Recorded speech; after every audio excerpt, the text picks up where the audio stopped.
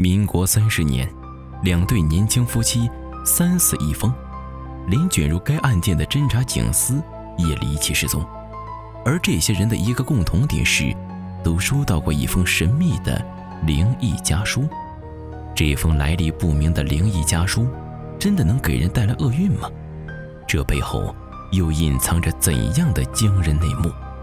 本期视频节目就给大家讲一讲被网友戏称为民国10大都市怪谈之诡异家书的故事。故事还得从80年前的烟雨小镇说起。话说，沈化宇和沈李氏是沈氏家族结婚已经3年的夫妻。不过在沈氏家族族人看来，这对夫妻总有点怪怪的。家里的窗帘从来都拉得严严实实，平时也从不和沈氏家族其他族人交往，只有他的弟弟沈焕云夫妻偶尔会进出他们的房屋。突然有一天，这对低调的有些神秘的夫妻家里出事了。事发当日，外出的沈李氏回家后，在堂屋里发现了躺在地板上不省人事的丈夫，他的后脑处被硬物击中，屋里到处都是被翻动过的样子。经过紧急抢救，沈化宇虽然脱离了生命危险，却成了植物人。负责这起案件的是新上任的郑警司和他的助手李警司。经过现场勘查后，除了发现一封看不清内容的古怪信件外，并无可疑之处。于是警司初步断定，这是一起偶然几率极大的入室抢劫案。只可惜多次走访和取证，并没有发现任何关于嫌疑人的线索，案件陷入了僵局。此时，沈李氏开始出现怪异情况。案件发生之后，她一直都在病房照顾丈夫，不过她的精神状况越来越差，有时甚至神志恍惚，嘴里还不停念叨：“他要来了，他要来了。”大家一开始都认为她只是受了刺激，并没有在意。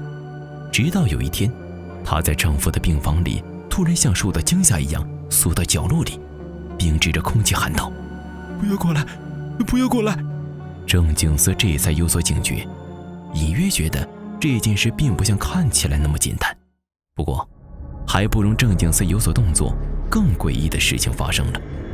当天夜里，一个神秘男人悄悄潜入沈化宇的病房，从兜里掏出刀，直接将其杀害。整个过程快到令所有人都来不及反应。而最离奇的是，这个凶手在整个杀人过程中都目光呆滞，动作机械，就像受到了蛊惑一样。随后又像刚刚惊醒一般，对着床上的尸体大声叫嚷起来，似乎根本不相信自己刚刚杀了人。这名男人正是沈化宇的亲弟弟沈化云。看着同胞哥哥的鲜血，沈化宇浑身颤抖。他坚称自己根本没杀化宇，甚至不知道哥哥所在病房的地址，并表示自己最后的记忆是在家里收到一封奇怪的书信，但打开后的记忆一概消失了。之后发生的一切，他毫不知情。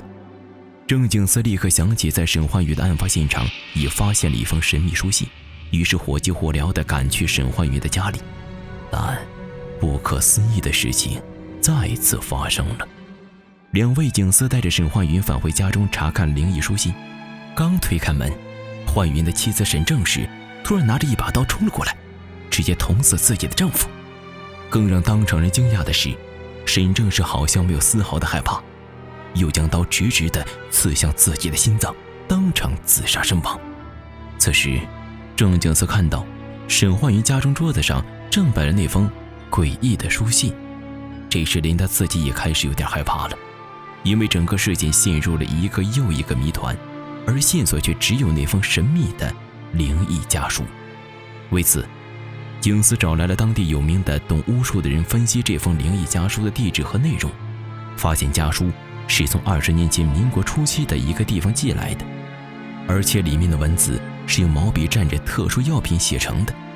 拆开2个时辰之后，里面的一些字迹会发生变化，所以后来的信件内容和沈焕宇、沈焕云及沈正是当时看到的并不一致。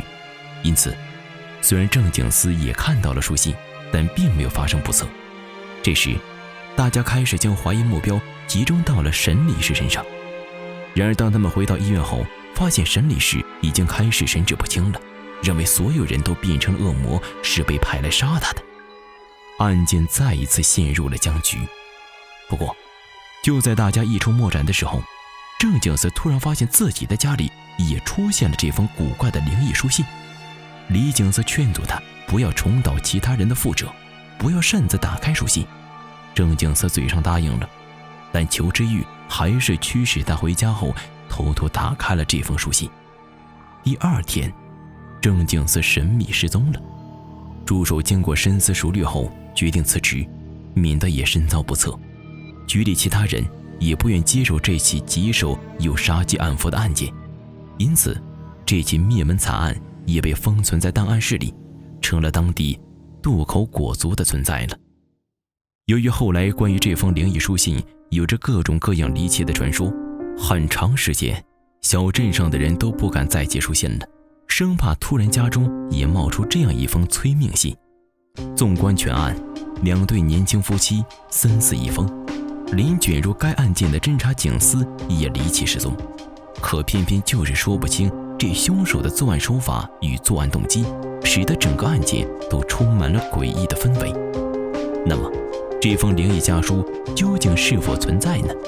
实际上从多处细节上可以看出，这个案例很可能只是网友杜撰，或者是在现实的案件上进行了夸张处理的产物。比如这家书的内容会发生改变，以及案件对发现地址的描述十分模糊等。遇到古怪的地方均有一些奇怪的不知名的存在搪塞而过，因而这个古怪的案件大家就当做一个故事一听即可，不必担忧啊。就好似其他形形色色的都市传说，经过众人的口口相传，总是更具故事性了。对此你是怎么看的呢？最后，如果大家对民国的题材感兴趣，想看更多民国灵异事件的话，可以在评论区扣111或者投币支持，如果人多的话，我们提前安排一波。好了，本期视频到这里就结束了。